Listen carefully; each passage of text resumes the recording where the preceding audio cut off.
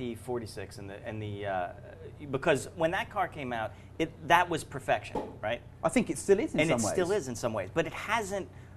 People aren't hoarding them, though. So you're right. I think they're going to, though. Maybe eventually they will. That's a tip. Buy an E46 M3. Go and buy an E46 M3. I'm now absolutely convinced that that's the car. That's 18-inch wheels, because the 19s were a little bit bling. So 18s, manual.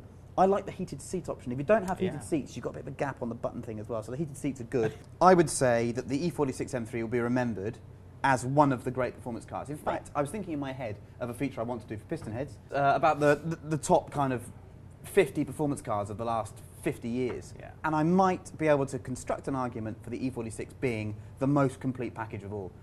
There's not much wrong with that car. No. Okay, the brakes are made of butter, but you can sort that out. Yeah. But it still looks fresh. If you see a clean one that's not been pimped and messed around with, you just go, wow. Yeah.